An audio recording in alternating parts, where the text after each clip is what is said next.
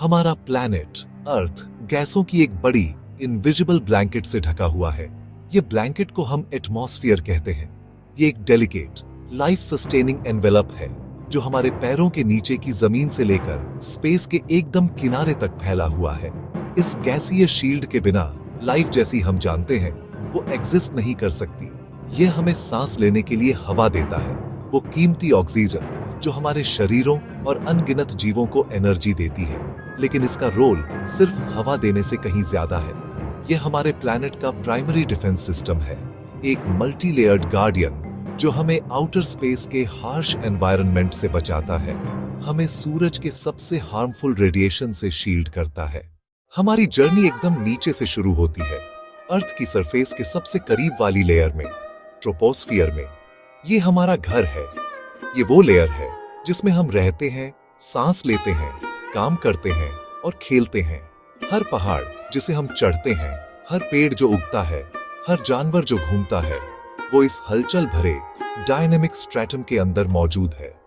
Troposphere जमीन से लगभग 12 किलोमीटर या लगभग 7.5 मील की एवरेज हाइट तक फैला हुआ है। यह थिकनेस पूरे ग्लोब पर एक जैसी नहीं है।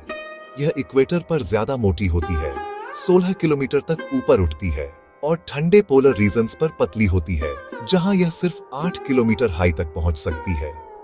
ट्रोपोस्फियर की एक डिफाइनिंग कैरेक्टरिस्टिक इसकी टेम्परेचर प्रोफाइल है। जैसे जैसे आप इस लेयर में ऊपर जाते हैं, टेम्परेचर लगातार गिरता जाता है। सोचिए एक बहुत ऊंचे पहाड़ पर चढ़ रहे हैं।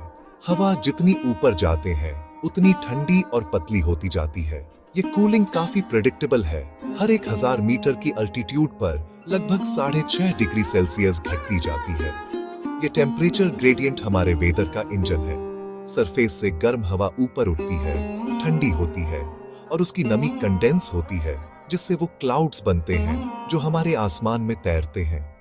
हवा का यह लगातार घूमना और मिलना ही विंड, रेन, स्नो और सभी वेदर फेनोमेना को जनरेट करता है जो हमारी लाइफ के लिए इतने इंटीग्रल हैं। प्लैनेट का लगभग सारा वेदर एकदम हल्की स्प्रिंग शावर से लेकर सबसे भयंकर हरिकेन तक ट्रोपोस्फियर की लिमिट्स के अंदर बनता है।